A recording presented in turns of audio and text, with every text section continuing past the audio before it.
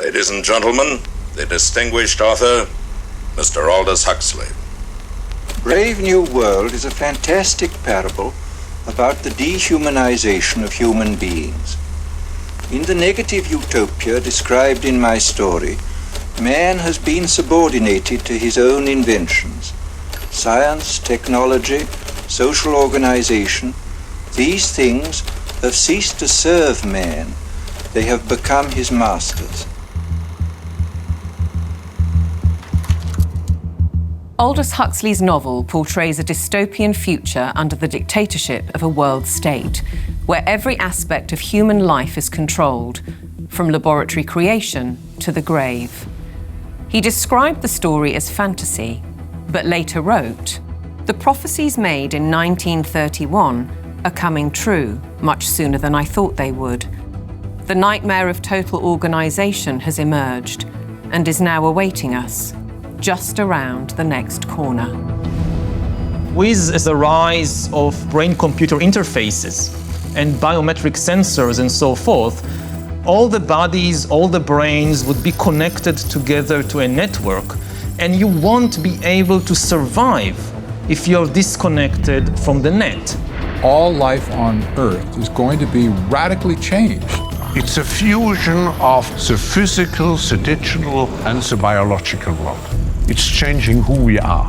These people have gotten to the point now where they are openly anti-human. Everything will be monitored. The environmental consequences of every human action. They cannot happen without digital ID. Once the digital ID is in place, it's game over for humanity.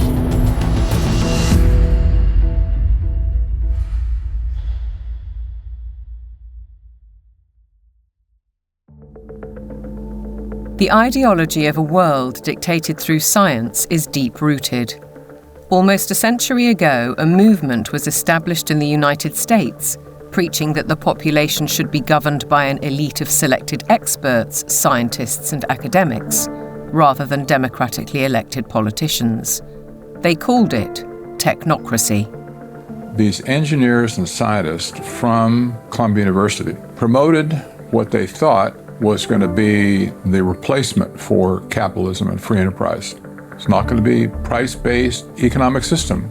It's going to be based on resources and energy, control over energy. They thought that science was the answer for everything. They didn't have any spiritual bone at all. You know, they were very mechanistic in their thinking.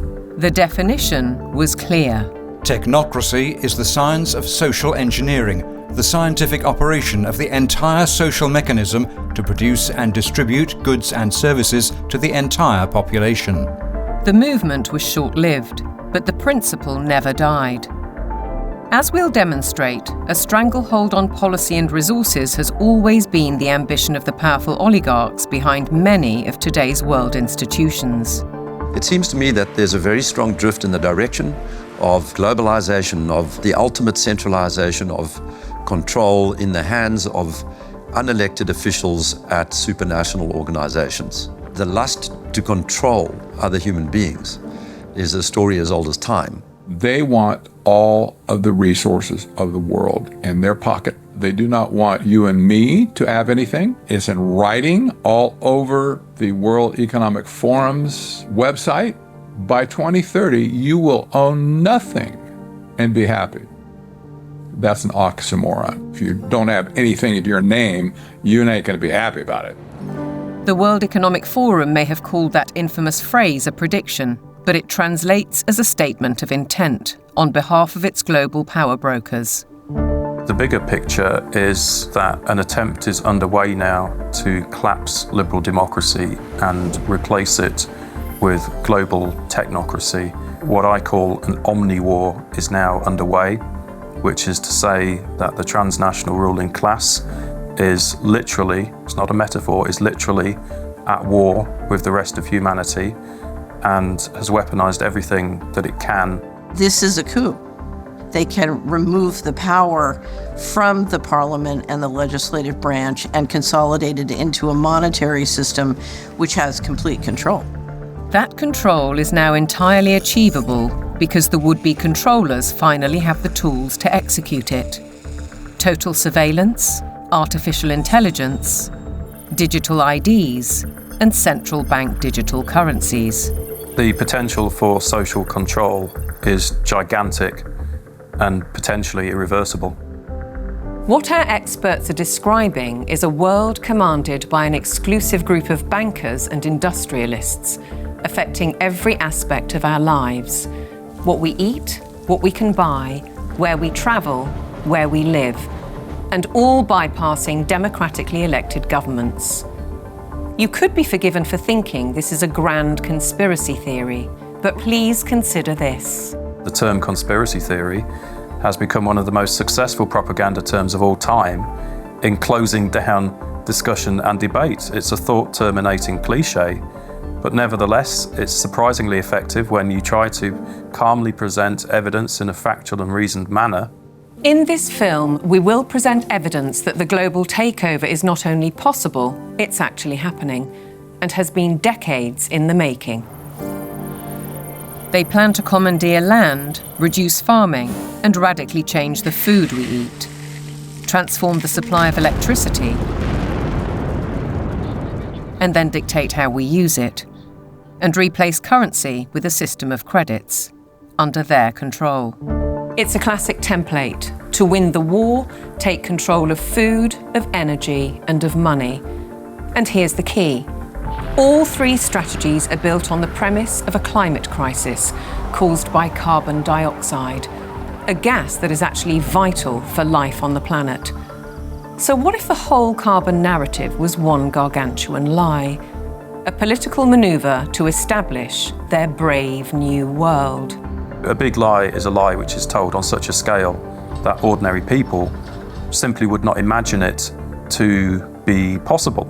People with empathy can't fathom that a group of people would organize and engineer this kind of mass atrocity to get where they want to go. It should come as no surprise that financial kingpins are calling the shots. And it's certainly no conspiracy theory when banking executives spell out their intentions.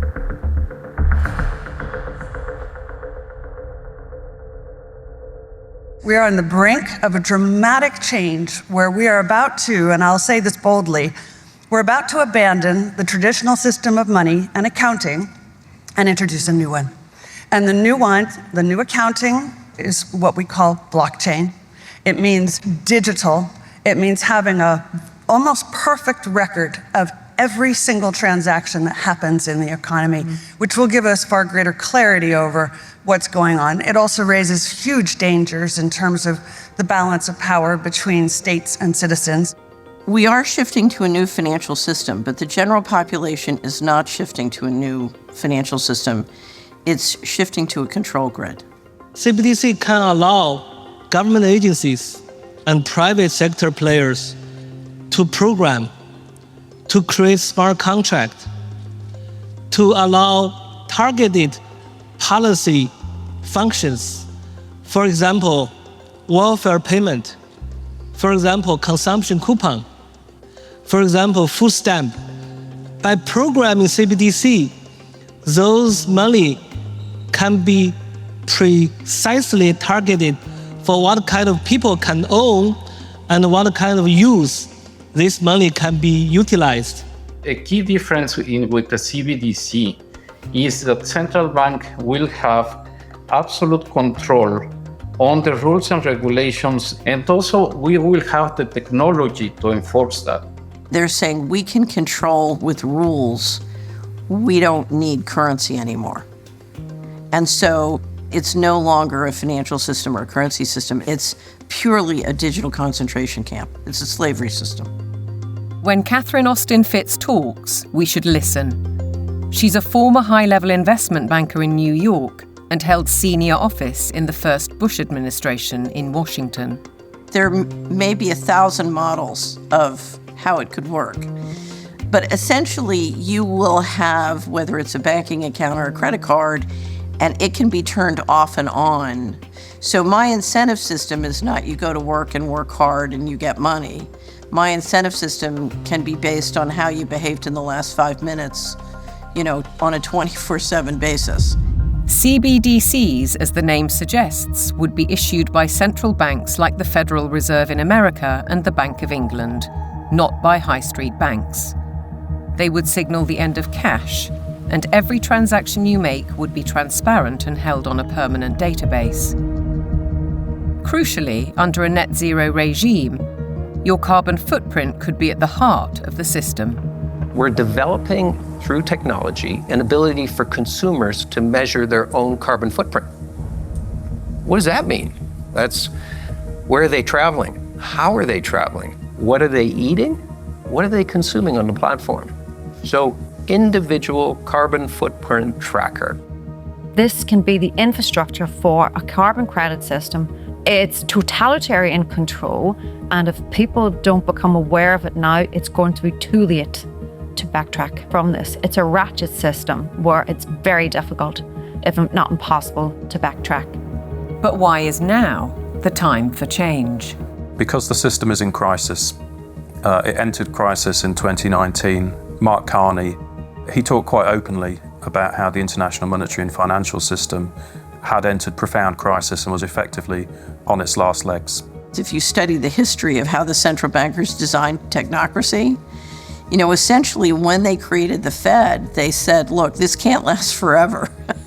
We're going to need, at some point somebody's going to get hip to this game. We're going to need another system.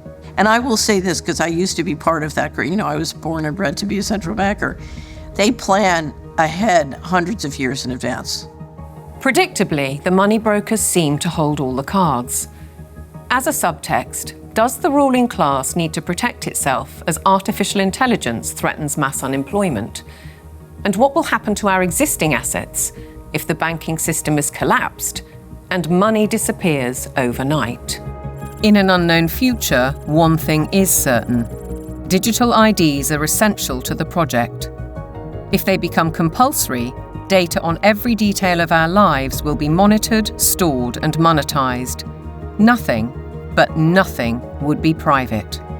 For younger people, often it's the case that they like technology, they're completely au fait with it, they enjoy it. So they don't see the dangers that technology can bring because, like a drug dealer does, you feed people, low levels of drug where it's all fun. And then later, when you have them addicted, you feed the hard stuff and that destroys their life. So in a similar way, all of this technology is currently pretty much nice, but when the central bank digital currency comes in and the control comes in and the censorship systems, then the younger people will realize all too late in many cases that they've walked themselves into a trap.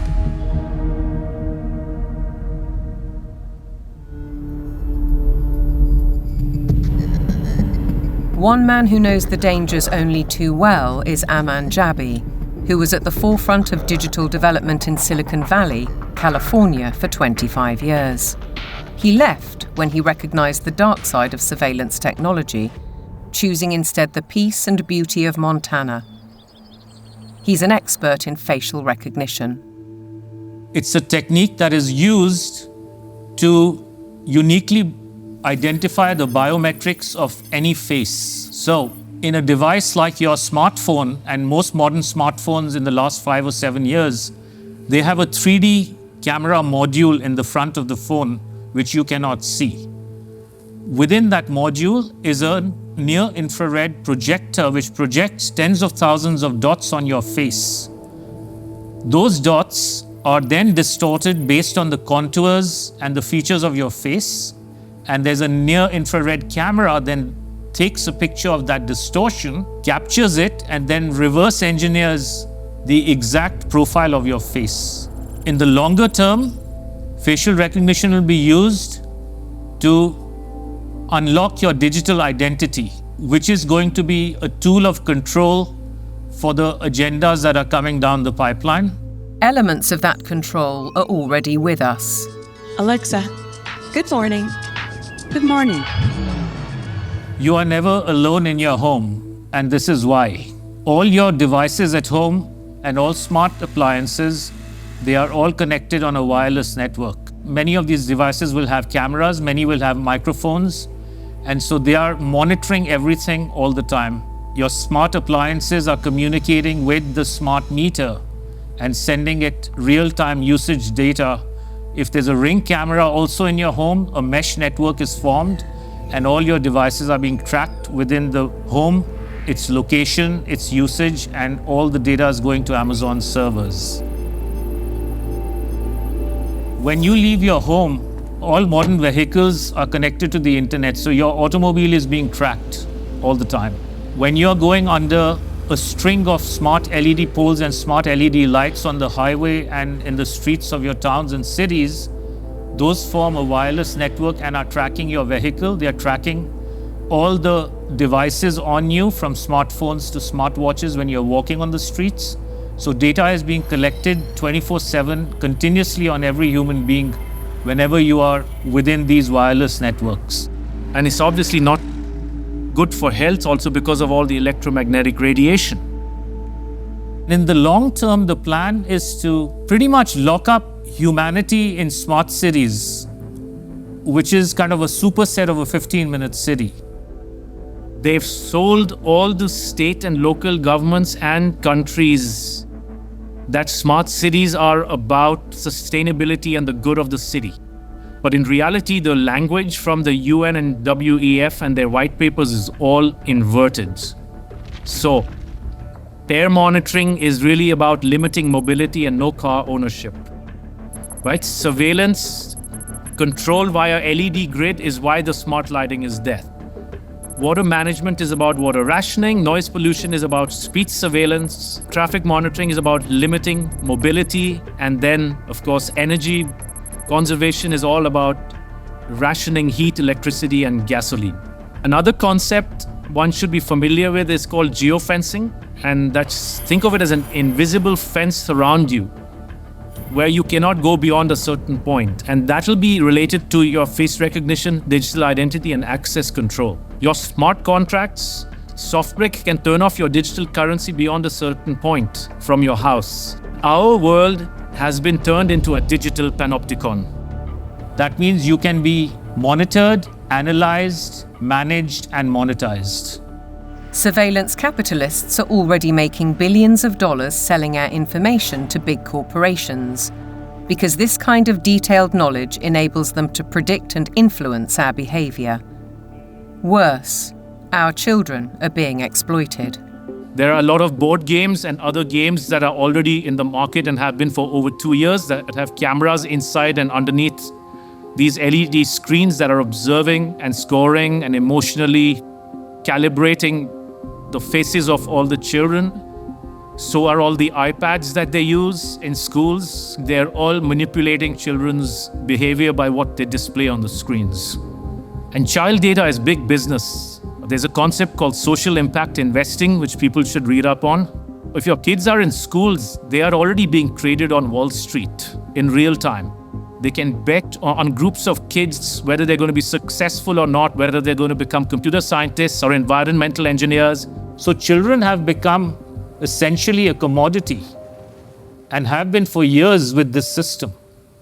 And once it's fully in place, it is going to be used to fully control the behavior of children as well as how they behave with respect to, diversity, equity, inclusivity, etc. The Chinese have already gone one step further. Classrooms have robots that analyze students' health and engagement levels.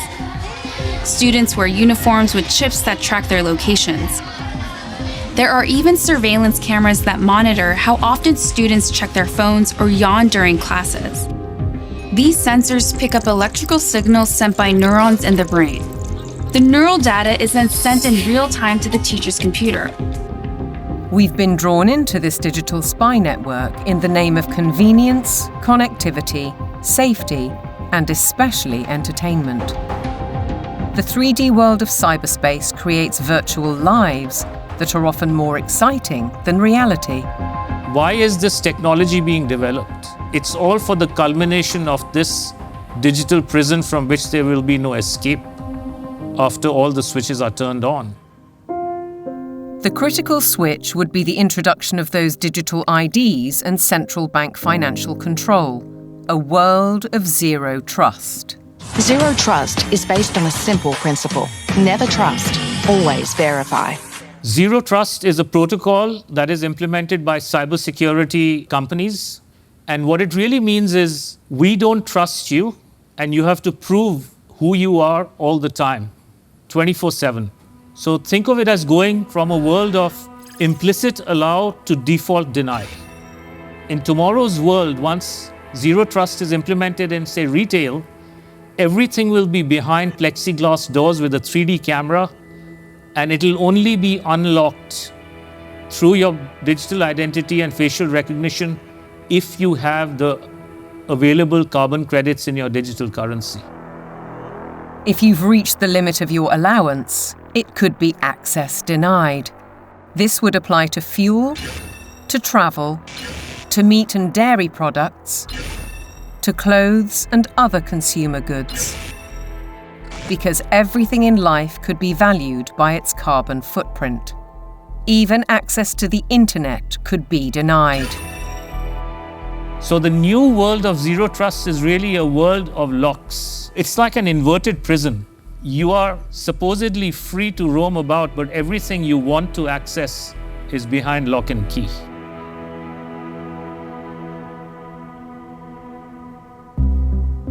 Most advances in science, including AI, bring great advantages to the world.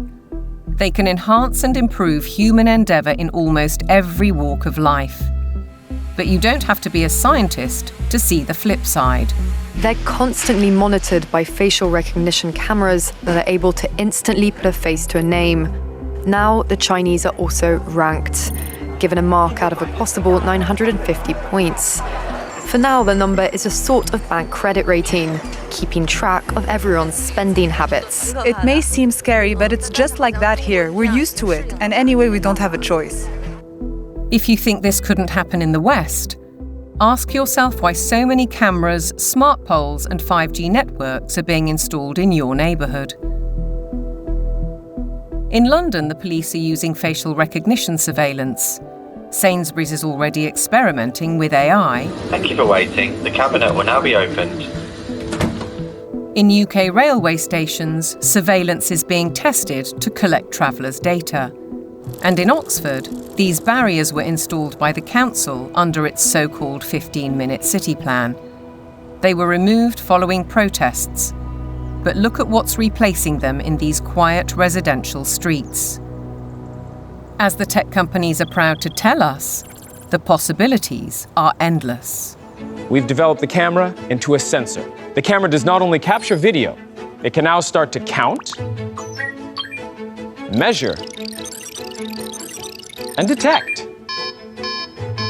With deep learning capability, the camera is able to generate accurate and trustworthy data and send notifications in order to take action, all directly from the camera. And since our cameras have open technology, well, we can work with different analytic partners from all over the world and together do just about anything we want. Note that they can do just about anything they want.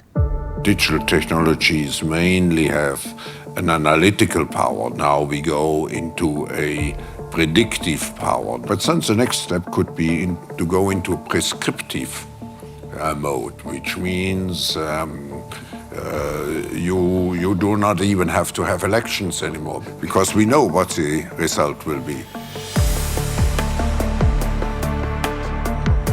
Ultimately, we're facing manipulation by the system, a world where instead of us using technology, technology is using us. But who's really pulling the strings? Banking and oil dynasties like Rothschild and Rockefeller inevitably get mentioned, as do the modern-day big tech masters, including the ubiquitous Bill Gates. David Hughes takes a wider view. It's those who own the means of production, who are capable of magicking money out of thin air, who control the media, and all of the other means of production, which have now been weaponized against the rest of the global population. Catherine Austin Fitz, the banking insider, adds a sinister thought. If you know their name, they're not at the top. Either way, it's a story of power, money, and manipulation by a small group of people who share common interests, and a belief that the world needs top-down control for maximum efficiency. As we'll see, it could result in the destruction of the farming industry in favour of laboratory foods, and a shortage of electricity because of the race to net zero. Net zero means the impoverishment of ordinary people. It means fundamental changes to their lifestyles, and the politicians are not being honest with the people about it. Surprisingly, the blueprint for transformation is woven into the United Nations Agenda 2030, ostensibly a vision for a better world. Excellencies, ladies and gentlemen, I say again that taken together, the 2030 Agenda for Sustainable Development and the Paris Climate Agreement provide humanity with a master plan for a sustainable way of life on this planet. New York City, late September 2024, the setting for the United Nations Summit of the Future, a gathering of member nations to reinforce and accelerate Agenda 2030 and its 17 Sustainable Development Goals, or SDGs. The plan has a broad spectrum and is full of worthy ambition. But behind those deliberately bright and colourful boxes lies a darker theme, a shifting of influence and potentially power towards unelected world bodies. The strategy goes back well into the last century, and pressure is growing, because the goals are far behind targets set at the grand relaunching in 2015. 17 inspiring Sustainable Development Goals, the SDGs.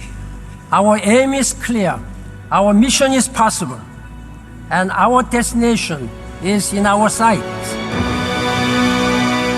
To end poverty and hunger, address inequality, protect our planet, and build a life of dignity for all.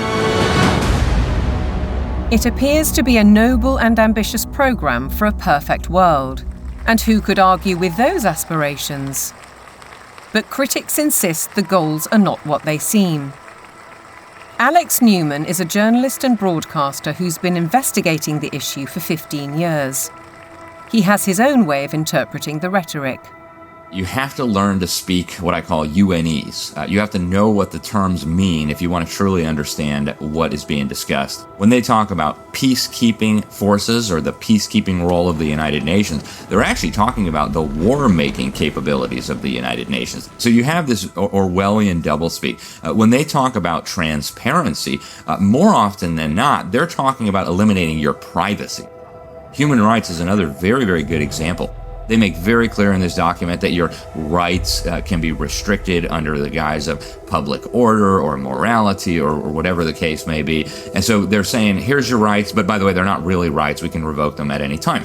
The UN is filled with contradictions like this. Like, for example, when they talk about gender equality, right? A normal person in the Western world thinks gender equality means a woman has a right to earn money, to own property, to have all the rights and privileges that a man would have.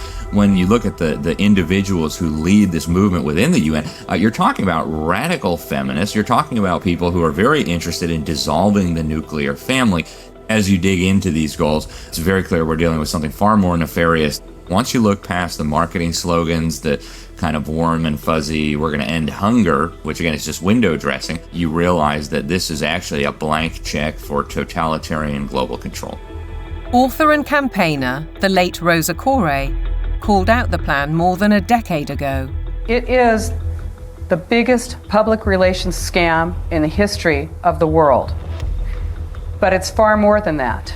It's a blueprint. It is the action plan to inventory and control all land, all water, all minerals, all plants, all animals, all construction, all information, all energy, all means of production, and all human beings in the world. What can be measured can be managed and ultimately monetized. In fact, a study at Yale University has calculated that the natural assets of the world are worth $5 quadrillion. Is this the basis of the new world monetary system? And is it the deep underlying reason for the United Nations project to rewild 50% of the Earth by 2050? They talk a lot about biodiversity. They want you to think of like, oh, we're going to preserve the toucans and the parrots and the lizards.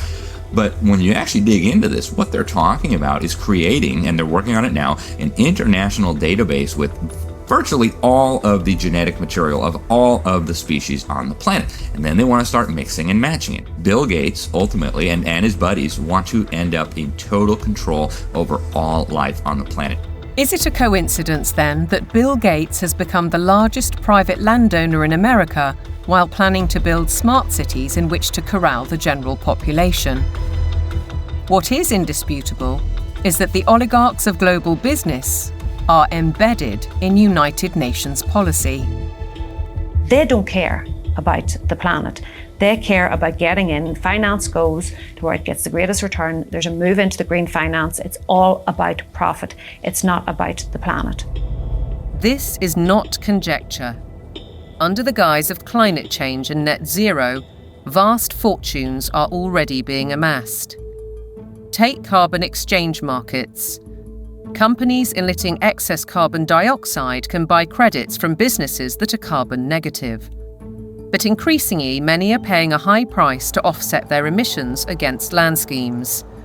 Grasslands, forests, conservation projects, and so on. Some legitimate, others not so.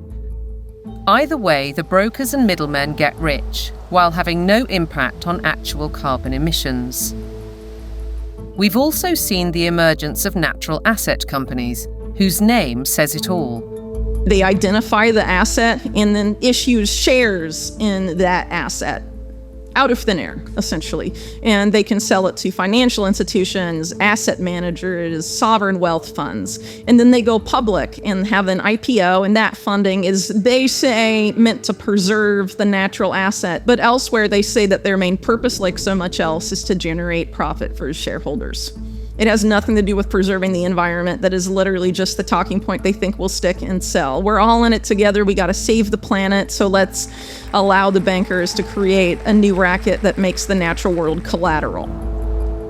So if everything in nature is to be traded on financial markets, setting a value on the land we walk on and the air we breathe, why do we, the public, have no say? There's no route that an ordinary person can take to make a representation to United Nations. So it's fundamentally undemocratic. What it has done is build relationships with billionaires. Right from the start, the rich and powerful have enjoyed undue influence in the UN's inner sanctum. In fact, the Rockefeller family part-financed its headquarters in Manhattan.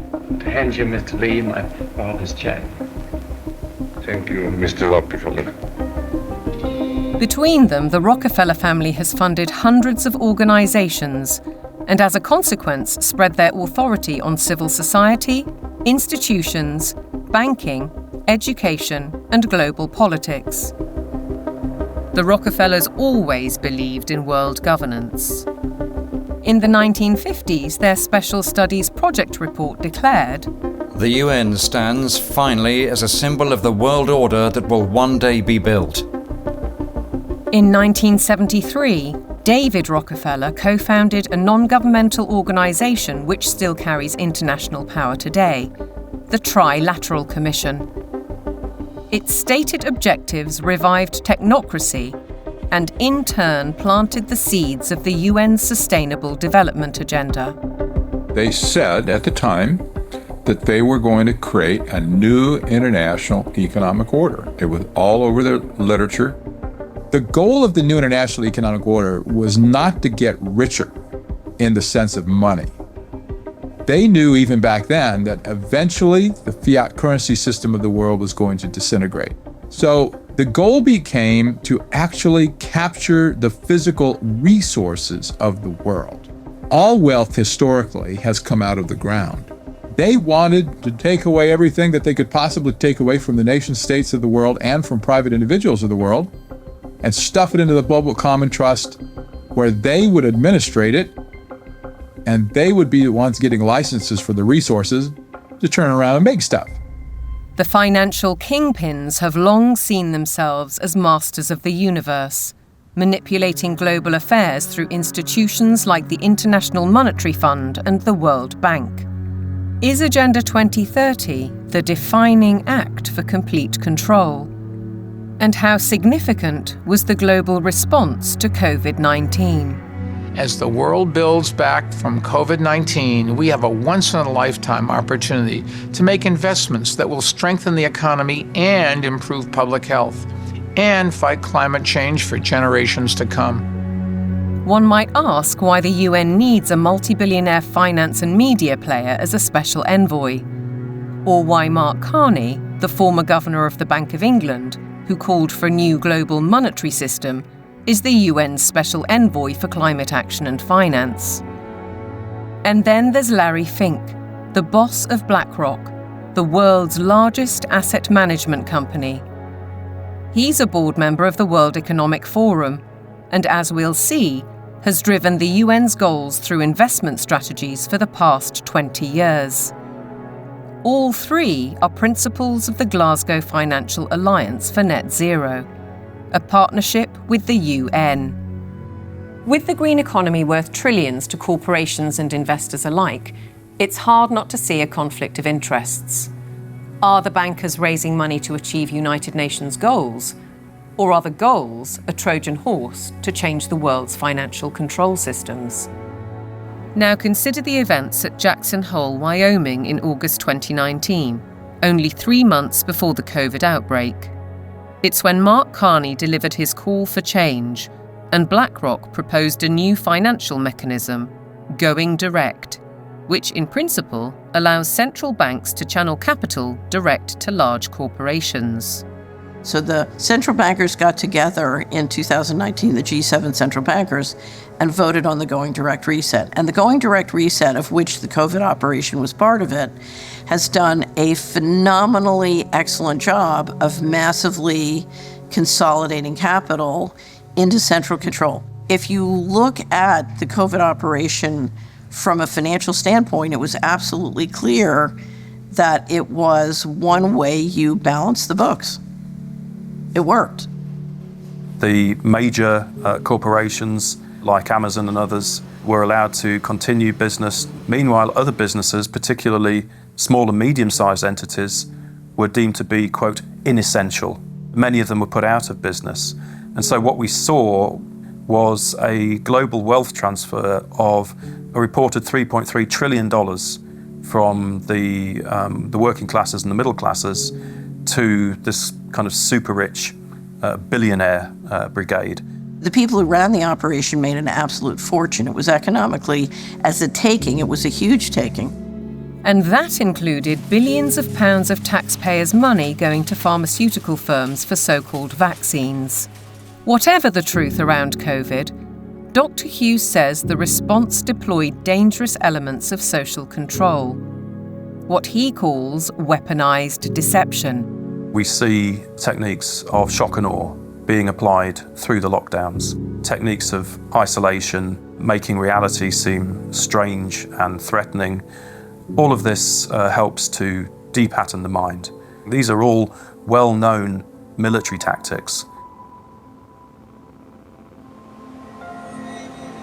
Look them in the eyes and tell them you're doing all you can to stop the spread of COVID-19. Stay home, protect the NHS, save lives. These are, in fact, very nasty and very vicious techniques which were deployed against the public of multiple countries at once.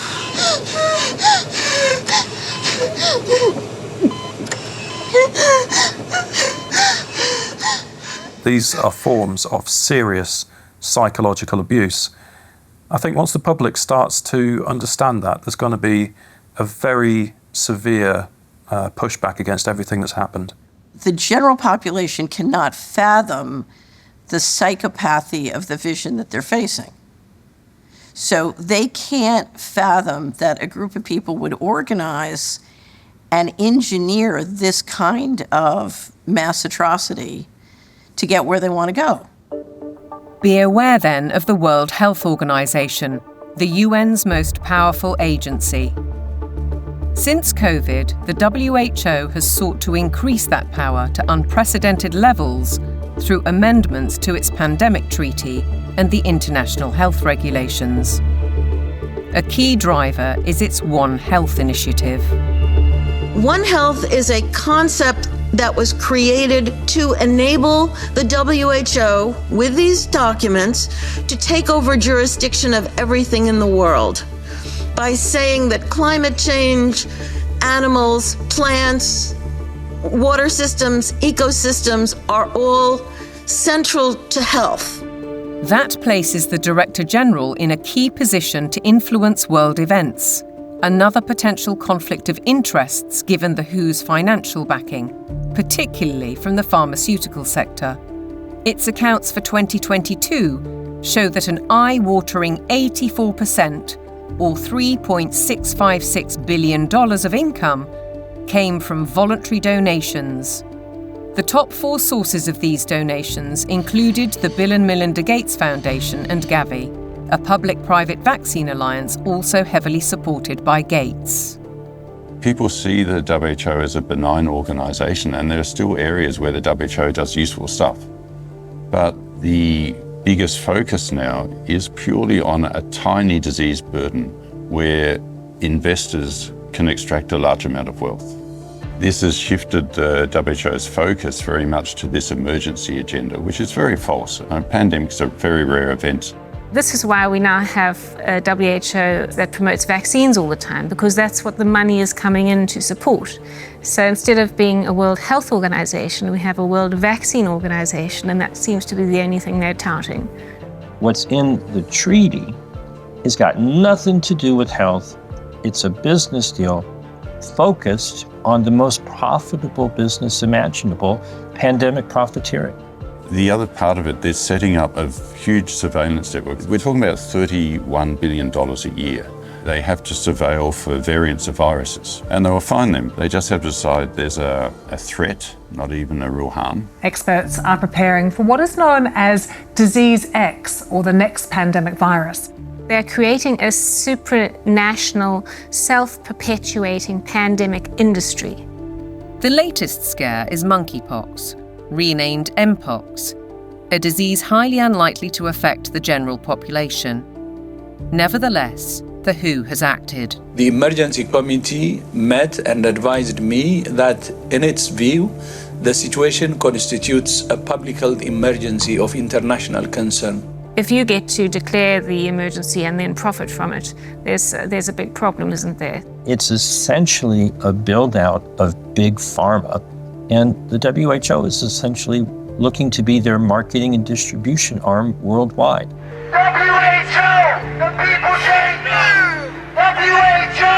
The people say no! We're fighting for really the right to own our own lives. We're fighting for that freedom versus sort of corporate authoritarian structure or medical fascist structure, which is what is clearly trying to, interests are trying to impose on us. Changes to the WHO's regulations are expected to be voted through in the coming months. As we speak, the UK government is fully behind them. Meanwhile, in common with many other global institutions, the WHO tries to silence criticism and dissent, branding it misinformation. The science, it says, is settled. Digital platforms are being misused to subvert science and spread disinformation and hate to billions of people. This clear and present global threat demands clear and coordinated global action.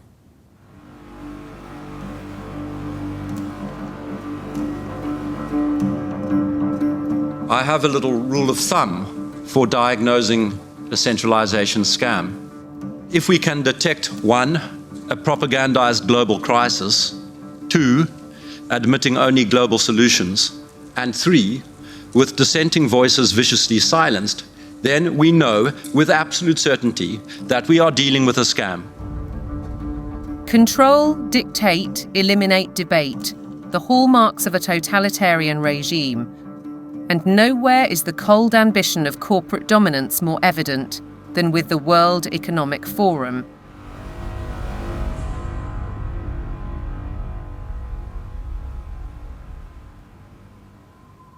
Klaus Schwab founded the WEF in 1971.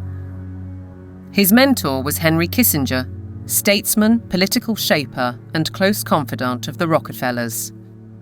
The organisation now employs 800 people and has programmes in business, academia, and in training future global leaders. It's far more than its famous annual meeting in Davos.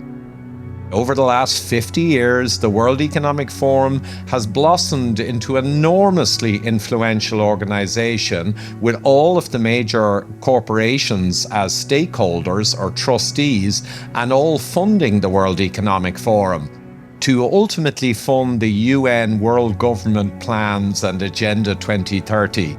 Klaus Schwab is the public face of stakeholder capitalism, a planned system of central ownership and control that has little to do with democratic process and is uncomfortably close to communism. It's a partnership between global corporations, governments, and what Schwab refers to as civil society, NGOs, and so-called think tanks. The agenda is driven by finance, which gives the unelected and unaccountable oligarchs huge influence, if not control, over policy. The UK's Prime Minister, himself a one-time member of the Trilateral Commission, has already declared his interest. You have to choose now between Davos or Westminster. Davos. Why?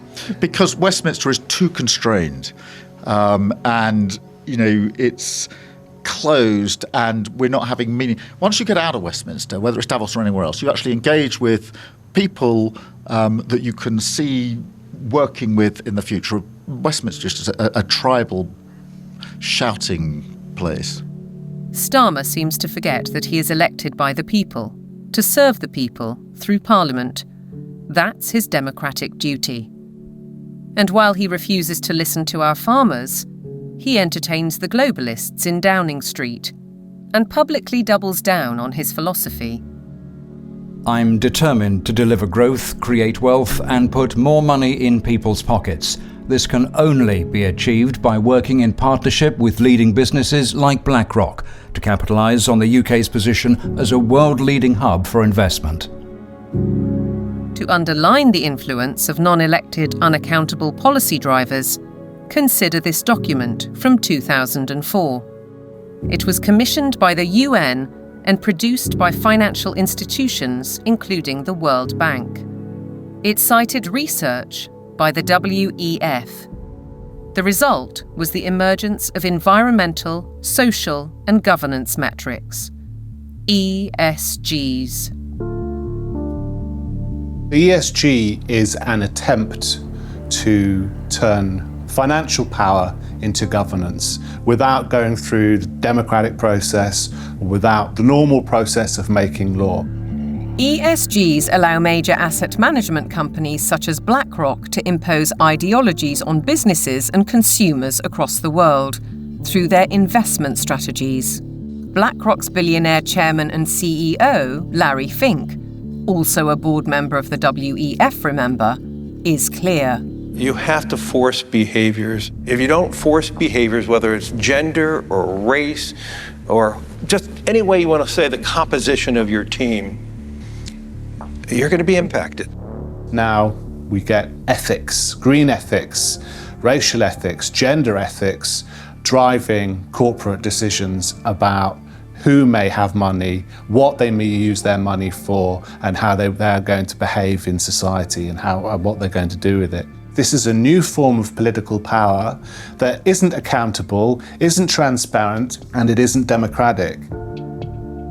We, the public, are being manipulated. Our lifestyles, our culture, and our future, be it through forced woke ideologies, intrusive technologies, so-called pandemics, censorship, or information which is too often propaganda. Your compliance is vital to the agenda. To impose global solutions, the leadership needs you to believe in global problems. Climate change is here, it is terrifying, and it is just the beginning. The era of global warming has ended, the era of global boiling has arrived. This stuff is so fantastically stupid. It's hard to believe that they're doing it. There is no climate emergency. That is a total scam. If they came out and said, hey, we want to destroy your economy, we want to destroy the middle class of your country, and then ultimately we want to make you a slave to a one world government, it just wouldn't be as appealing as saying we're trying to save the planet for future generations.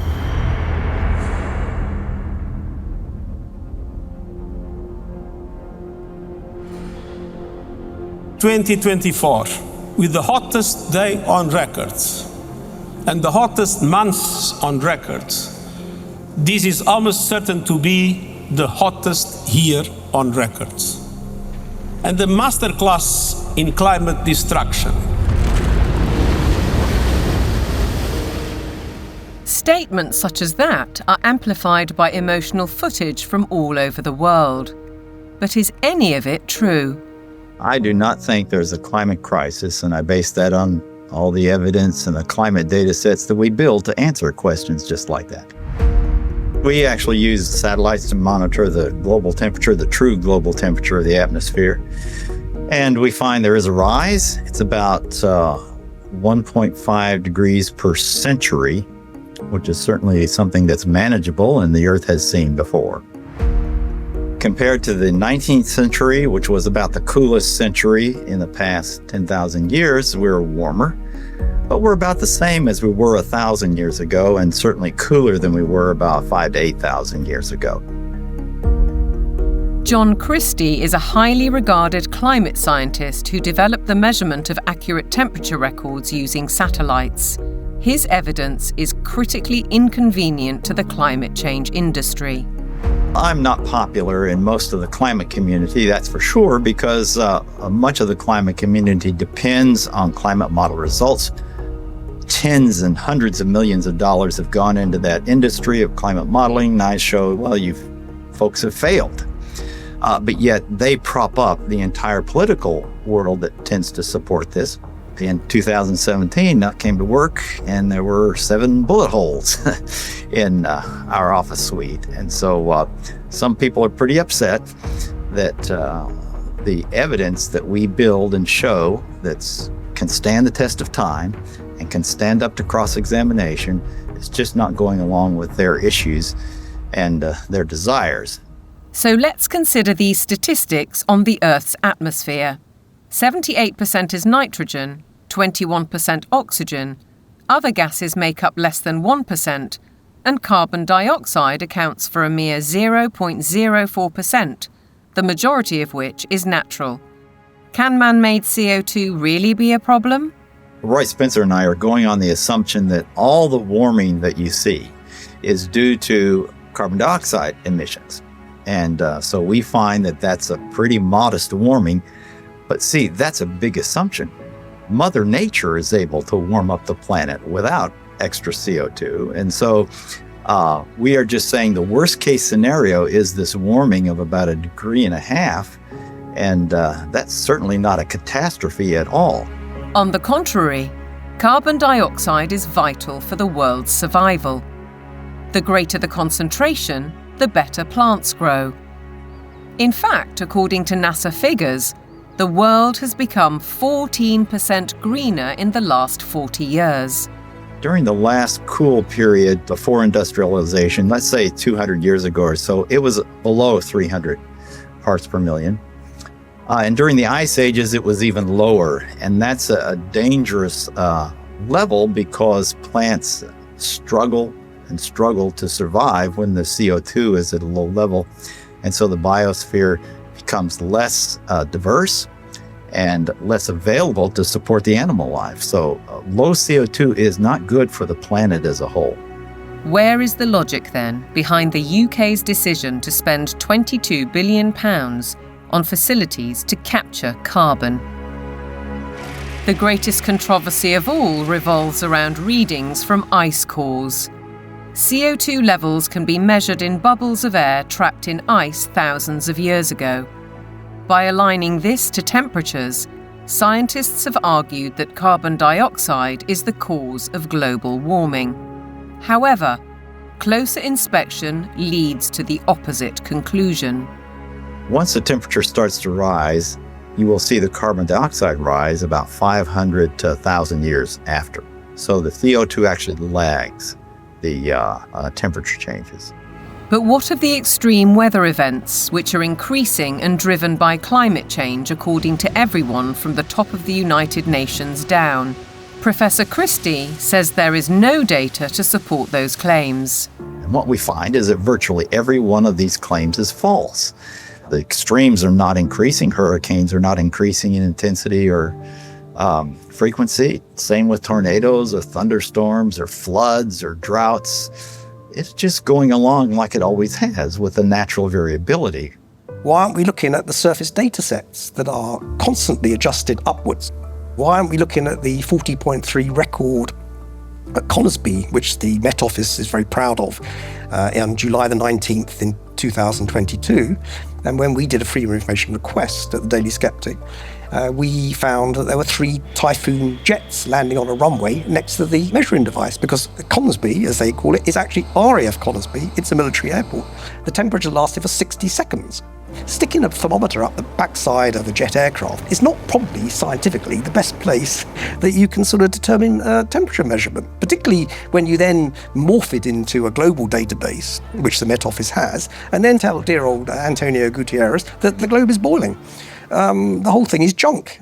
How we came to the point where we think that we're going to prevent bad weather from happening by eliminating fossil fuels is just about the most nonsensical, illogical thing that I can imagine.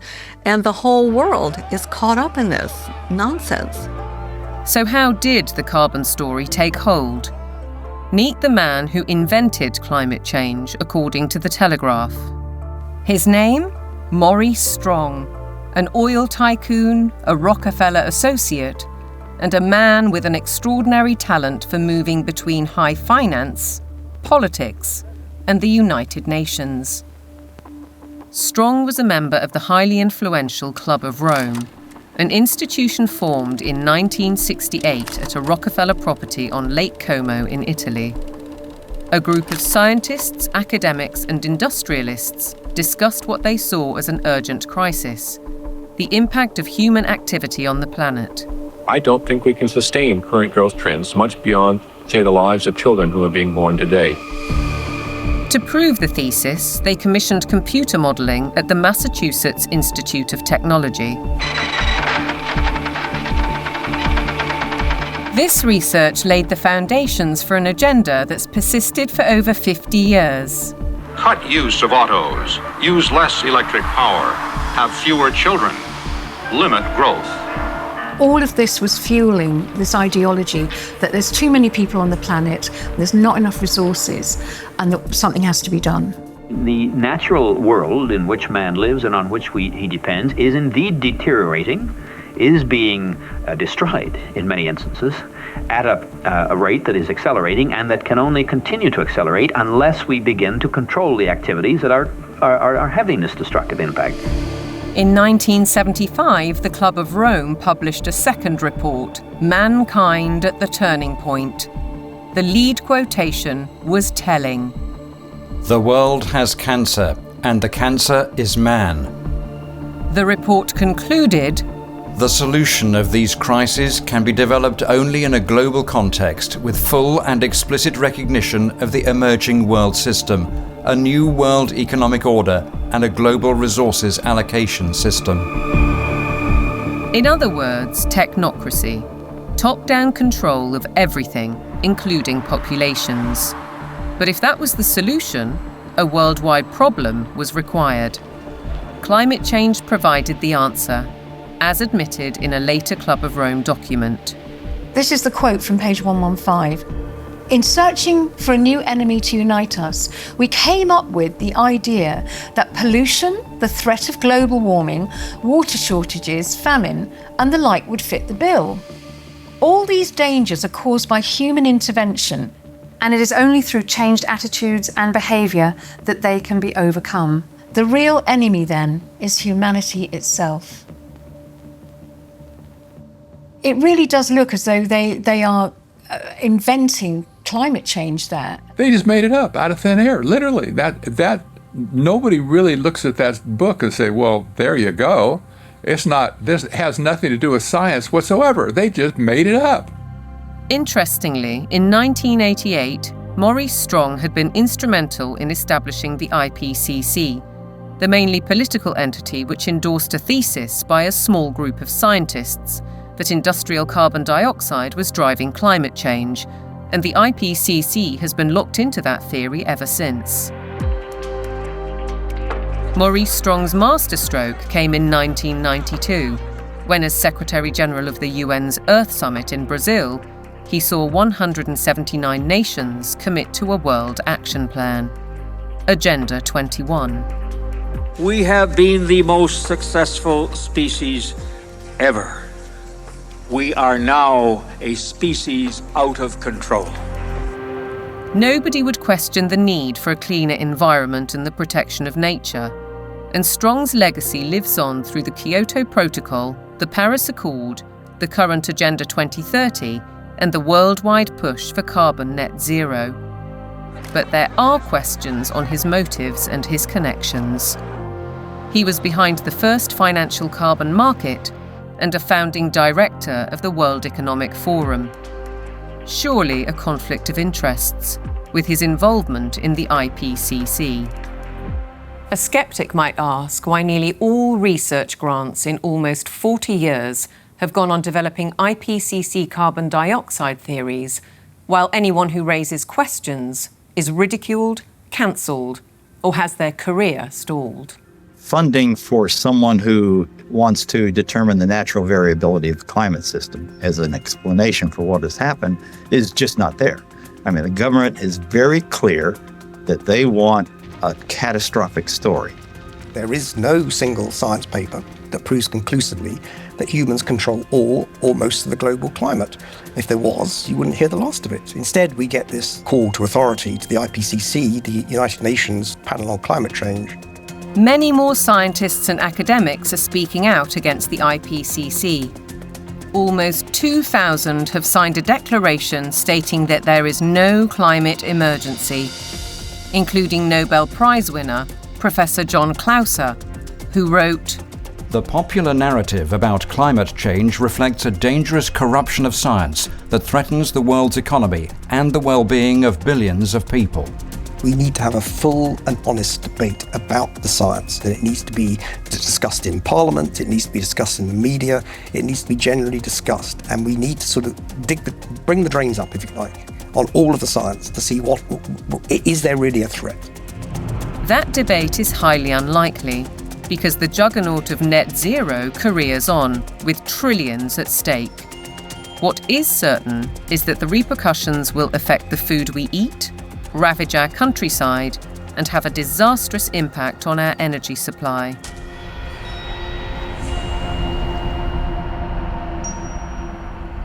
If you cannot set a credible course for net zero, with 2025 and 2030 targets covering all your operations, you should not be in business. Well, net zero is insanity.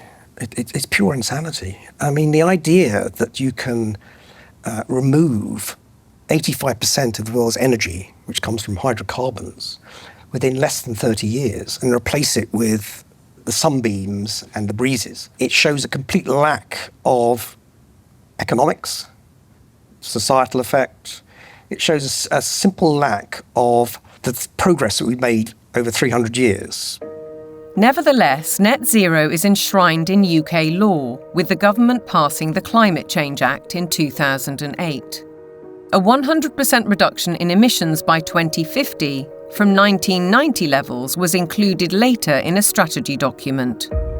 But experts argue that the policy is fatally flawed. Europe's mad dash towards net zero is effectively economic suicide. Politicians are purposely impoverishing ordinary people, purposely deindustrializing Europe, where companies are forced to move to countries where they have access to cheap energy, whether it's the US who frack and therefore have cheap gas, or whether it's to China, which is still predominantly producing from non-renewable, especially coal. It is literal economic suicide. China continues to open new coal-fired power stations to drive the factories that manufacture wind turbines and solar panels, which are then sold to the West. As a result, China emits almost 30% of global greenhouse gases, while the UK is responsible for less than 1%. In essence, carbon emissions are merely transferred to another part of the planet. And while China gets richer, UK households face a bleak and expensive future. What it will effectively do is price ordinary people out of having access to electricity at a time they want, and a price they can afford. The core problem is that neither the infrastructure nor the technology exist to provide a constant supply of electricity. The proportion of time that solar actually generates electricity is actually 9% in the UK. That means that for 90% of the time, solar doesn't generate the average amount of electricity that its capacity can generate. For onshore wind, it's about 20 to 40%, and for offshore wind, it's about 30 to 50%. So that means, by definition, you will always have periods of time when renewables aren't producing electricity, but there is demand for electricity. As we'll hear, the net result is that supply will be rationed. Reality, though, seems not to concern the activists.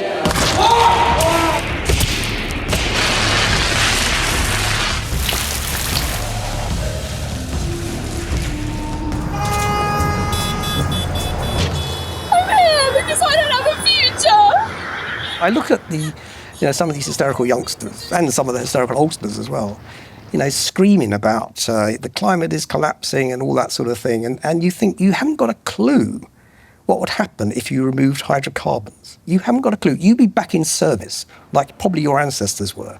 You'd be skivvying on the land, in big houses with warlords, calling themselves aristocracy and all that sort of stuff. You want to go back to that? Fine, get rid of hydrocarbons.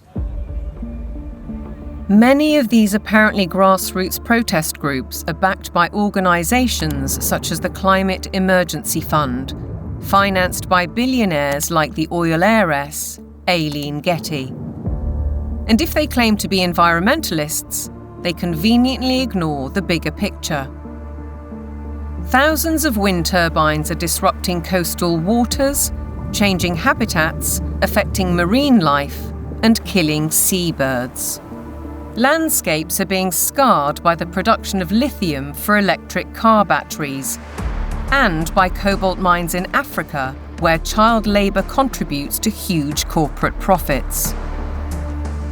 How does the loss of thousands of square miles of farmland to vast solar parks meet the UN's biodiversity goal? And how helpful are wind turbines when they're blotting the landscape visually and through noise pollution, and disrupting wildlife in the air and on the ground? The glorious mountain terrain of southwest Wales is a stark example. It's a landscape breathtaking in its beauty, untainted and largely untouched by humans. A haven for wildlife, a place where life runs its natural course. Yet this is what's planned: mega turbines designed for offshore, reaching 700 feet into the air and dwarfing the hilltop forests. Planning permission is being sought for the so-called Bryn Cadwyn Energy Park.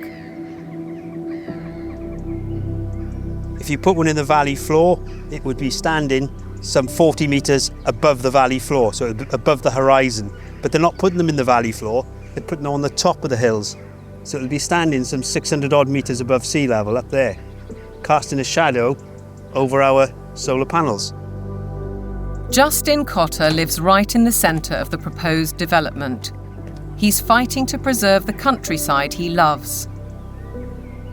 And across the mountain, Jason and Josie Barker are equally aggrieved. It feels very much like it's exploitation, using the climate crisis narrative as its supporting evidence. So it feels like it's being abused in a tremendous way, and there's going to be a lot of destruction done in the name of doing good, which really just seems utterly backwards. And if we really want to protect nature, then some of the best way of doing that would be to leave it well alone, especially in the wilder places, and let it flourish. We certainly found that being here The more we've lived here, the more we've worked with it and encouraged it, the more it's come back. All of those spruce trees on top there, they will have to go to make way for turbines. All of that, all of this spruce will be gone. To build a 230-metre turbine in that location, it's going to take some crane to lift the 240-ton nacelle onto the top of the tower some 180 metres up. So they'd have to stabilise all the ground for the crane, stabilise the ground for the actual turbine, put in a concrete plug basically in the ground of some 1,000 tonne of steel, 4,000 tonne of concrete, just as a base. They'll need to be lit. It'll take away the dark skies. It's totally devastating. It would just be catastrophic damage and destruction. The roadways up through these valleys, they're Welsh valleys, they're all twists and turns. They're going to have to straighten out the valleys. Where you've got steep hills, they're going to have to level out those hills. There's a 200-metre drop into the actual valley itself. So they're going to have to create gradients that machinery carrying 400-tonne loads can actually traverse and get up. The locals argue that there are much better ways of creating clean energy, such as solar panels on industrial sites. Areas of natural beauty should be respected. This is about preserving and protecting this sacred land. We need to speak up and protect the environment. It's just a tremendous amount of damage in the name of saving the planet. It does make you ask the question of what is it we're actually saving if we're paving it over. It doesn't make any sense at all in my head.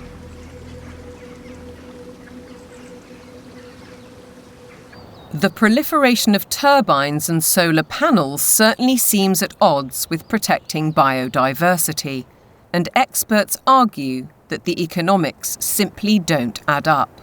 If we are going to go on to full net zero, we not only have to change our electrical system, but we have to change the other 66% or more of the rest of our energy needs as well. So we need to triple the amount of renewables just to cover our present electricity generation. And then we need to triple again to cover all of the other usages like, transport, space heating, and industry. So it's almost a tenfold increase in the amount of renewable energy that we're producing. Ralph Ellis has analysed 3 government reports and says all have grossly underestimated costs. 2 of the reports ignore the need for that crucial backup when the wind doesn't blow and the sun doesn't shine. At present, this is the only such site, Dinorwig in Wales. But going by the government's own figures, Ellis says the equivalent of 2,000 Dinorwigs would be required. The overall cost would run into trillions of pounds. It's an energy fantasy because none of this has been thought through. Battery plants are one alternative to back up the national grid, like this one already constructed in Australia. But again, they offer limited supply. We're facing a situation where, if fossil fuels are eliminated, it will be impossible to maintain a constant supply of electricity. You can't instantly put on new supply, so what you have to do is control demand. And to be honest, they're quite open with this. If you look at the National Grid's latest paper on this, they talk about demand management. And the system is, electricity will only be available at a price you can afford when the wind is blowing and when the sun is shining. And when the wind isn't blowing and the sun isn't shining and the 1 or 2 hours of battery storage have been used up, the way they will reduce demand is by simply increasing the price of electricity so that demand falls to the available level of supply. Part of the control that the government has, or part of the means by which it can manage the demand, is through the use of smart meters. Effectively, smart meters allow them to do minute-by-minute pricing, which means that as the intermittent renewable production goes up and down, they can effectively change the price at which you can use electricity. So essentially, it's going back to pre-industrial age, where the weather determines our lifestyles and our energy use. A government-sponsored report from the UK Fires Organisation agrees that targets will not be met, and therefore electricity usage will have to be cut. They say we'll have a quarter of the power by 2050, and they say there'll be no travel, there'll be no meat or no beef lamb. There will be restrictions on clothing, and we will live in mud huts. And it's not an exaggeration. They use the word earth. The United Nations use the word bamboo, impacted earth, soil detritus. This is what they're writing. But what of the claim that renewable energy will be cheaper? Not so, says Derek Bertelsen. We can also look at the accounts of these renewable energy companies. And what we see if we look at those is that the cost of production is considerably higher than the market price of electricity. And therefore, without these subsidies, these renewable companies would go bust. Ironically, the anticipated reduction in supply comes at a time when demand is about to skyrocket, with the explosion of surveillance systems and artificial intelligence. BlackRock's Larry Fink predicts that by 2030, data centers will use 30 times more power than a single city. Where's that power going to come from? Are we going to take it off the grid? What does it mean for elevated energy prices for everybody else if it's that? I think it's going to represent some huge societal questions that we have not addressed, the negative side. Forget about the use of it, but just the generation of it is massive power.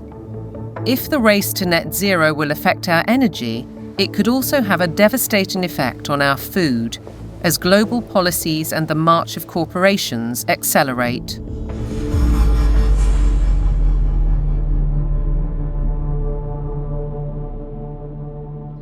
Farming has been at the heart of our lives for generations, but to the climate change advocates, suddenly it's a threat. A lot of people have no clue that agriculture contributes about 33% of all the emissions of the world. You just can't continue to both warm the planet while also expecting to feed it. Doesn't work. One thing John Kerry didn't mention was that farming and agriculture contributes 100% of the food that we need to eat. So that's a little kind of an important detail that he ought to have mentioned. And I think what we're dealing with here is actually a global war on agriculture. I believe they are demolishing our food infrastructure, partly to cause a crisis, right? And I guarantee you, mark my words, we're going to be in a food crisis and they're going to say it's climate change. I wouldn't say it's about saving the planet, no. I would say it's about land grab and about profiteering and corporatization of our food sector. It's basically the pharmaceutical industry taking over the food supply. If I can switch everybody from real food to pharma food, then 100% of the agriculture industry can go through my publicly traded stocks, and I have complete control. So the idea is we get rid of farmers, we kill any naturally grown food, and we engineer food in manufacturing plants and laboratories. But I assure you that those guys are not eating this. Bill Gates is one of the familiar corporate faces, and he's investing heavily in the food revolution under the guise of avoiding climate disaster. Cows alone account for about 6% of global emissions. So we need to change cows. And while he talks up the perceived problem, Gates is pouring money into the supposed solution: artificial meat and genetically modified crops. Crucially, anything that is invented or altered can be patented. The core of his agenda is he wants to do in agriculture and pharmaceuticals, by the way, what he did in the computer world. True power, massive, incalculable wealth comes from owning intellectual property and then monopolizing it. They want to make it so that every single organism that is used for food is ultimately under their control, either through the 3D printing or through this genetic manipulation.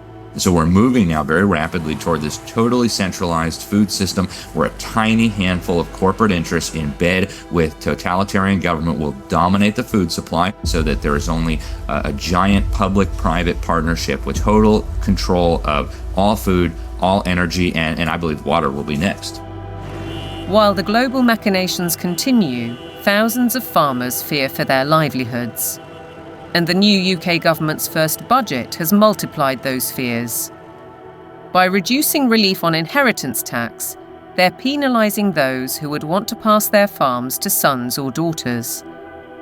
The National Farmers Union described it as a disastrous budget for family farms that would snatch away the next generation's ability to carry on producing British food and see farmers forced to sell land to pay the tax. For Kelly Seaton, concern goes well beyond her family farm in Cheshire. It makes me feel incredibly sad that the dairy and meat industry is so vilified.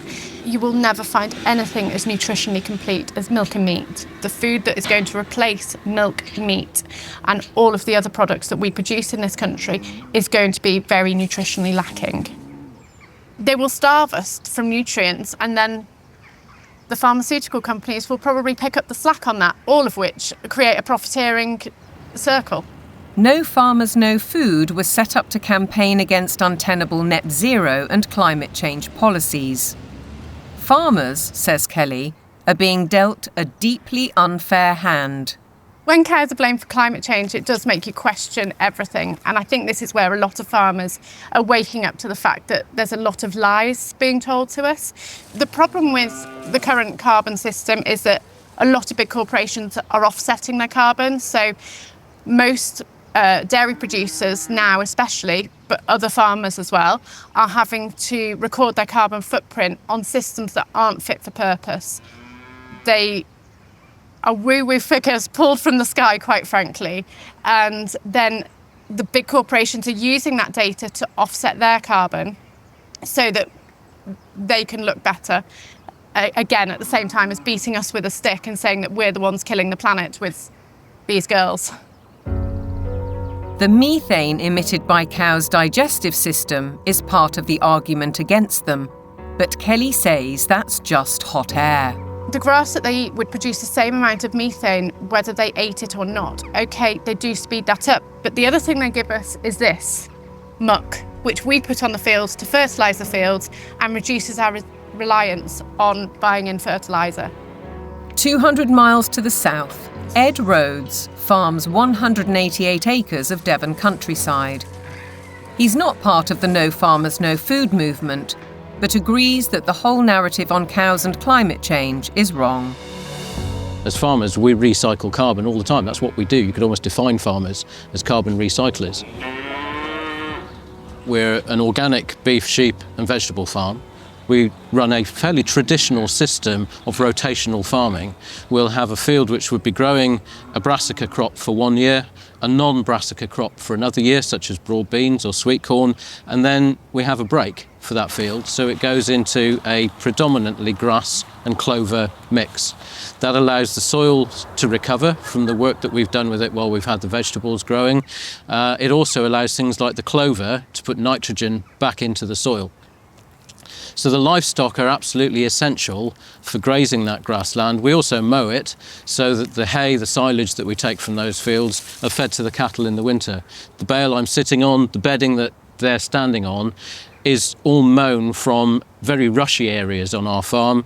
The animals then dung onto that. We compost that. That gets spread onto the land primarily where we're growing the vegetables to put the fertility in, and that's what then produces our crops.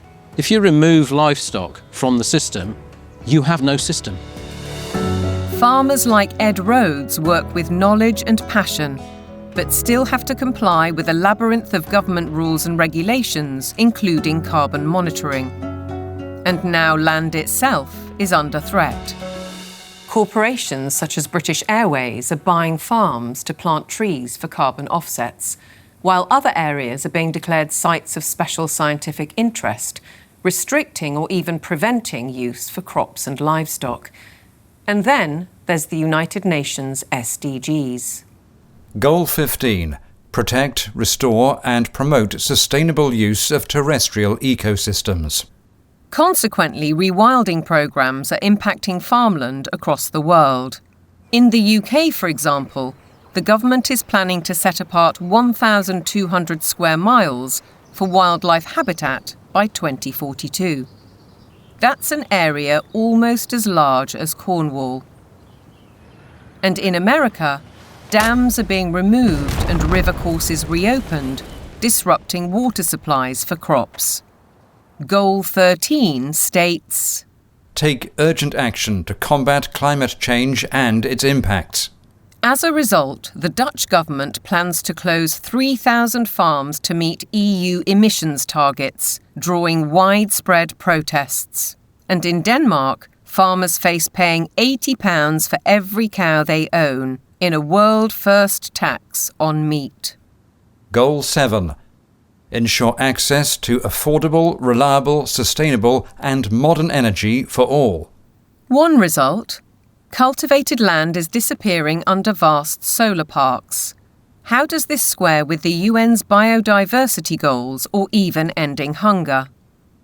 Maybe they're questions for Ed Miliband, the UK's Secretary of State for Energy Security and Net Zero.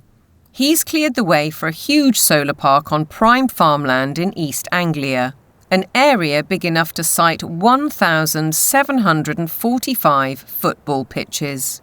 It's a crime to take food productive land out for solar panels, which are unrecyclable, potentially not that productive going forward, and not feed the planet.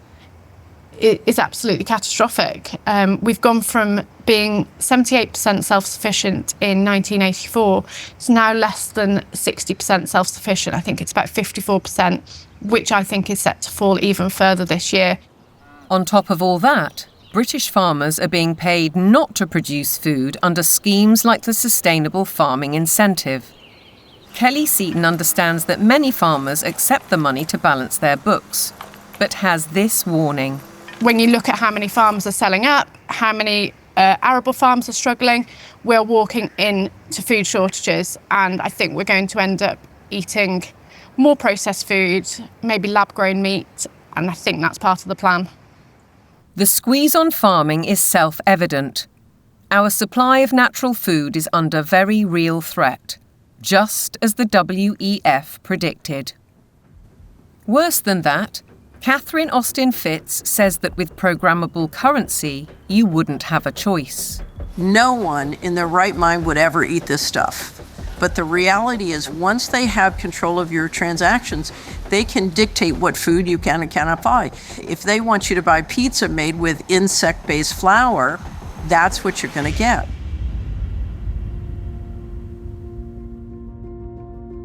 There's an energy crisis. Even though there is an abundance of energy, there's a food crisis, even though there's plenty of food to feed the world.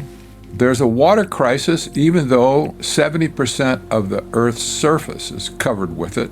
There's an air crisis where CO2 is declared the enemy of mankind, even though it's necessary for life to exist on Earth. There's a resource crisis, even though there are abundant resources to support everyone. What's with us here, you know? Who created all these crises? They did it. Just as clear as the nose on my face. It's all been a sham. All the essential things of life, they've been declared to be scarce, because things that are scarce you can control. The architects of such globalist trajectories, all the Kissingers, Rockefellers, Schwabs, Carneys, Strongs, Carstens, are held out as great intellects, but they are nothing of the sort. We know, both in theory and in practice, that centralization causes nothing but misery because it destroys the mechanisms of error correction, leading to doubling down on flawed policies. And yet the creed of global dominance continues apace. Through the WHO's so-called Pandemic Agreement, its One Health initiative, and ultimately the United Nations Agenda 2030. From medical diktats to gender and racial politics to climate change, the indoctrination runs deep.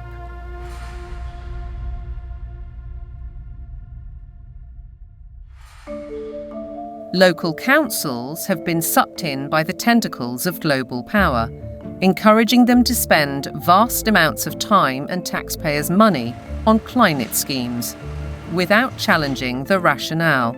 Local councils have taken these actions because they are part of or lobbied by a network of green organisations throughout the United Kingdom, for example, UK 100, there's also C40 Cities, and there's the Global Covenant of Mayors. And these organisations require local authorities to sign pledges that say they're going to ban cars from streets, we're going to make people vegetarian, and we're going to restrict certain forms of trade faster than is required by national government. They've been able to do this because democratic engagement at the local level is so weak. The voters' decisions are completely outweighed by the influence of the green blob, essentially. One organisation, Climate Emergency UK, has introduced scorecards, a league table to compare the progress of councils. It brings both pressure and opportunity. Environmentalism creates the idea that a local councillor is a planet saver. And of course, there are organisations that, like the UK 100, that are going to flatter people in that position. They're going to indulge those people and say how important they are, whereas most of the rest of the public are going to probably see them and say, what the hell are you doing? Ben Pyle emphasises that such organisations are not grassroots initiatives. Civil society has been bought and it's been organised around the interests of its billionaire philanthropists. Newspapers and television also consistently push the same story. We've been hearing about the threat of climate change for decades, but now we can't ignore it. Here, the climate crisis is very real, and it is getting worse. What mainstream media does in following this narrative is that they exclude vast areas of climate science. They exclude all the sceptical scientists. By the BBC, which has done it for 20 years, saying that you cannot have any other view apart from the settled narrative, is doing an enormous disservice to science. Journalists and broadcasters are schooled in the carbon doctrine by organisations such as the Carbon Literacy Project, which claims to have trained 1,000 BBC employees. Meanwhile, Sky joined forces with the psychologists of the Behavioural Insights team to produce this initiative: How the Power of Television Can Nudge Viewers to Decarbonise Their Lifestyles. The recommendations included: give green content more screen time, more salience in plots and scenes. Use kids' content to encourage positive environmental behaviours amongst children and their parents. How then can we possibly expect impartiality in reporting? Rather, we're served with propaganda, statements that nobody seems willing or able to question. It is unequivocal that human activities are responsible for climate change. I can take current media and almost any climate story I can write, I think, a very effective counter. It's like shooting fish in a barrel. This is endemic to a media that is ill-informed and has an agenda. The agenda is to promote alarm and induce governments to decarbonize. There's an organization called Covering Climate Now, which is a nonprofit membership organization. Their mission is to promote the narrative. They will not allow anything to be broadcast or written that is counter to the narrative.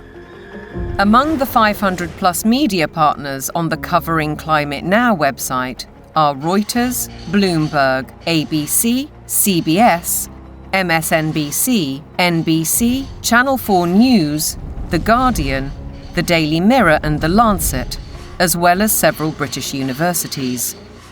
Funders of Covering Climate Now have included the Rockefeller Family Fund, the Rockefeller Family and Associates, and the One Earth Fund.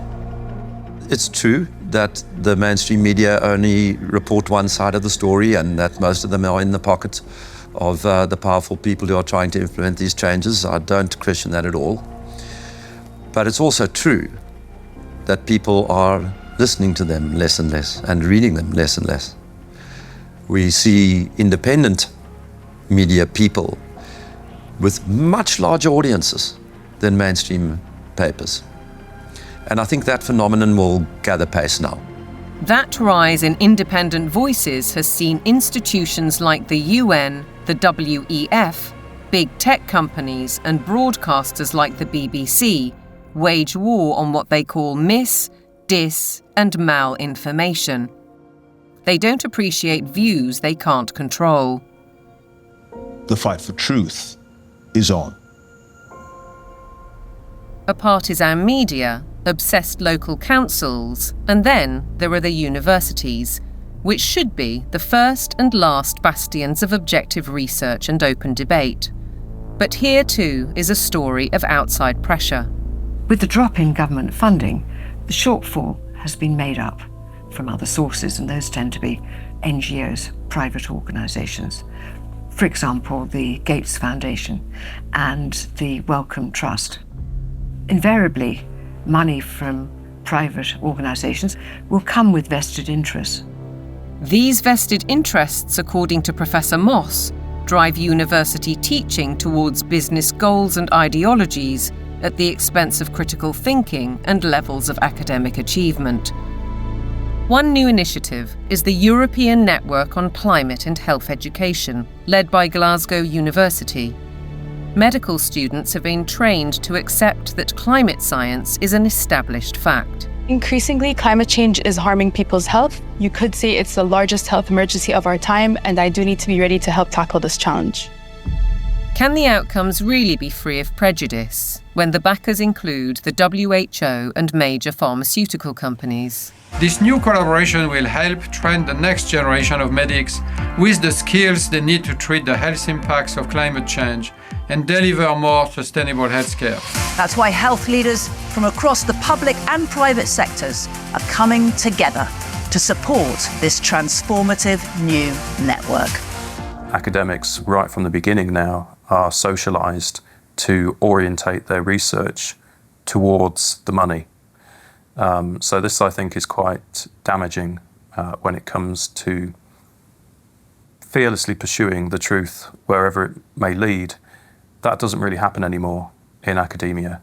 It's more about pursuing the money wherever that might lead. It makes me feel distraught. It makes me feel that the whole purpose of university learning has been subverted. The influence and ambition of big business, the mission creep of so-called woke thinking, the cancel culture, the suppression and smearing of those who dare to question. Shockingly, the conditioning starts in the youngest of minds.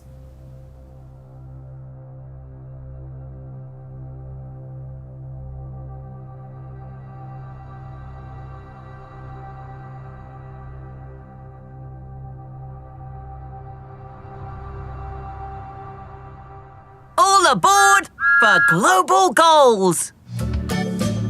This year, Thomas and his friends have teamed up with the United Nations. The world of young children is supposed to be one of innocence and joy, but it's been permeated by the global ideologies of the United Nations. If you go to goal number 4, it deals exclusively with education. And when you think education, recognize they're talking about indoctrination. The Sustainable Development Goals. Under the surface of it all is this effort to bring all the children of the world into this one world globalist system. And what's so remarkable about this to me is that it's not even hidden anymore. Take part in the global movement to save our world from being destroyed. How will you fight climate change? Try meat-free meals. Reduce your electricity use. Give your clothes a second chance. We die, it's kind of your fault! And you can never ignore Greta. The eyes of all future generations are upon you. And if you choose to fail us, I say we will never forgive you. I don't want you to be hopeful. I want you to panic. We want action. We want justice. Let's talk action. And we want it now. No more coal, no more oil. Keep your... I want you to feel the fear I feel every day. I want you to act as if the house was on fire, because it is. This propaganda relentlessly promoting fear in various ways, be it disease, be it climate, I think is having a very damaging impact on young people's mental health. The disasters that continue increasingly to afflict the natural world have one element that connects them all: the unprecedented increase in the number of human beings on the planet. We're asking children to believe they are a scourge on the planet. I have a problem with children believing they shouldn't be here from the off. How are we ever going to encourage them to have strong mental health and emotional well-being if they believe that their birth is a disaster for the planet? That's not encouraging them to be productive citizens who are making an active contribution to society if they've got to apologise for their very existence. I think it's very dangerous, and I think we need to reverse that as soon as possible. The indoctrination of children is further evidenced across their learning. Objectivity and freedom of thought are being stifled by the persistent pushing of agendas. I undertook a study of secondary school textbooks to see what children are being taught. And what I found was extremely shocking. I found unqualified acceptance of climate change, the wonders of vaccines, GM foods, and very few counter-arguments were presented. If you cannot produce this information that's in the textbooks, you cannot succeed in the school system. If a student undertaking a geography exam, for example, doesn't talk about man-made climate change, then they're very unlikely to hit the top marks. Is it not surprising that the phrase critical thinking actually only occurs in relation to two subjects? One is art and design, and the other is history. Other than that, it's completely absent from the national curriculum. If we have a dumbed-down syllabus, we're actually stunting children's brain capacity and brain potential. While parents may not be fully aware of these issues, many are concerned at the growing trend of gender politics, including transgendering. One former head teacher says his local authority advised teachers not to use the words boy or girl for fear of misgendering anyone. The Department for Education as well has really subscribed to this kind of woke ideology. So there's almost like brownie points for the more woke you can be. Why do you have makeup and lipstick and glitter on? Because I think it looks pretty. Oh! You don't think it looks pretty?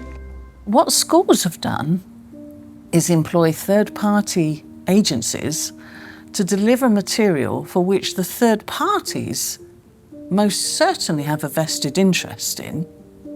And I wouldn't have a problem if it was I'm there in school to ask children to accept me as I am. That's fine. We all need to be tolerant and liberal in a diverse society. My problem is that what they're actually doing is more a form of evangelism, which is this is who I am and you might be too. In my heart, I've always known that I'm a girl Teddy, not a boy Teddy. I wish my name was Tilly, not Thomas. Language carries so many meanings and messages. And if schools are encouraging social transitioning, that's not a neutral act. That's a significantly impactful act. Dr. Fraser is also highly critical of the World Health Organization's recommendations, suggesting that 4-year-olds should learn about sexual stimulation. It's harmful. They don't need to know it. And in fact, for those children who are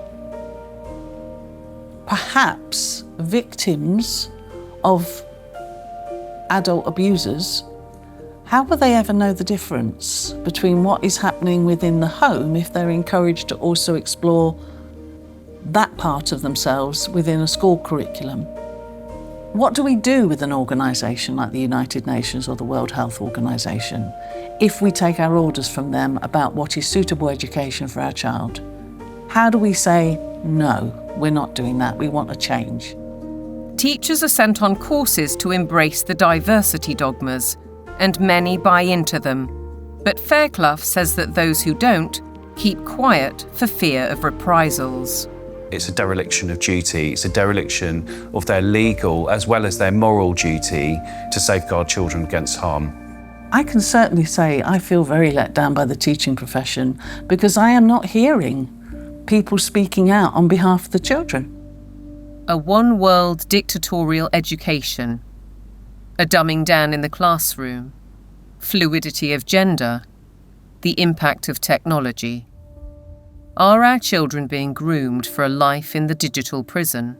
Today, nobody has any idea what to teach young people that will still be relevant in 20 years. As computers become better and better in more and more fields, there is a distinct possibility that computers will outperform us in most tasks and will make humans redundant. And then the big political and economic question of the 21st century will be, what do we need humans for? Or at least, what do we need so many humans for? Do you have an answer in the book? At present, the best guess we have is keep them happy with drugs and computer games. But this doesn't sound like a very appealing future. A chilling forecast, and one which echoes Brave New World, in which the oligarchs did indeed provide drugs and entertainment so that people learned to love their enslavement. Yet there are even darker clouds on the horizon, the spectre of transhumanism. In a sense, it is that final piece of the puzzle. If you want to gain total control over everyone and everything, then you actually ultimately need to be able to implant technologies inside human bodies. And that's exactly what's taking place. Artificial intelligence, the metaverse, near space technologies, and I could go on and on. Synthetic biology. Our life in 10 years from now will be completely different, very much affected, and who masters those technologies in some way will be the master of the world. These modern technocrats seem wedded to science and technology at the expense of our human spirit and ingenuity. They aspire to a data-driven world which is robotic and predictable in every sense, with no room for creativity or individual choice. But if the goal is, and always was, population reduction, maybe they're right on track. We feel too afraid to have kids because we feel that we're heading towards civilization breakdown. People under the age of 35 are more likely to report climate change as a reason not to have children. I've decided not to have kids to do my part for climate change. If I don't think the future is worth anything, then I'm not going to have children. If I think it is worth something, I will have children. I think these ideas have spread like bad viruses, and there's been a lot of investment in promoting some extraordinarily weak ideas. Sitting at the top of all of these very bad ideas is one giant one, which we can call anti-humanism. Transhumanism, the trans phenomenon, net zero, lockdowns, population reduction, all of these ideas are basically the ugly stepchildren of anti-humanism. They are, as I read it, essentially two competing ideas in the world at the moment. One is that humans are the best feature of the observable universe, the only creatures capable of creative thought and generativity and of creating explanations for how reality works, that humans ought to be revered and ought to be cherished, that we should plan for their flourishing, that we should be planning for the flourishing of as many people as possible, that human agency ought to be respected, that civil liberties ought to be respected, and that the imposition of top-down, one-size-fits-all policies on humanity is completely incompatible with that kind of worldview. Set up against them are people who regard humans as the scum on the surface of the little blue dot, people who regard humanity as some kind of blight, people who believe that the earth needs rights to protect it from these horrible humans. And I think it is a deeply sad reflection of the state of our societies that so many people live in the latter camp, but I'm definitely not one of them.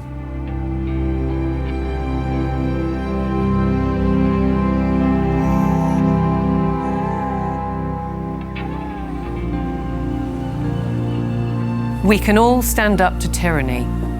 We can and must fight for the things that truly matter.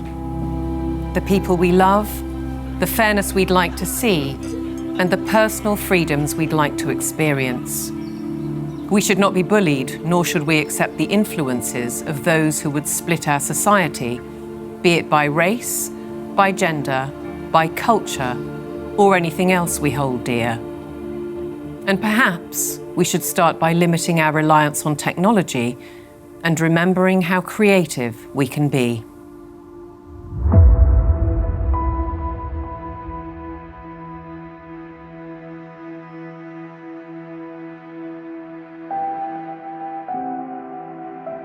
Once you've seen it, you can't unsee it. You can't go backwards. So what that means is that over time, more and more people are starting to see this now. The powers that be have no choice but to keep pushing forward for their global technocracy. They're the ones who are attempting the controlled demolition of liberal democracy. They have only one route they can go, and they are tobogganing towards disaster. On the other side, we the people have no choice but to fight back against all of this. I don't expect that we're going to just be able to tell the truth indefinitely without consequences, but we must continue to do it. We must, for the sake of our children, for the sake of humanity, for the sake of generations yet unborn. We have no option but to stand against this evil. If you look at where this thing is going, I'm not going there, okay?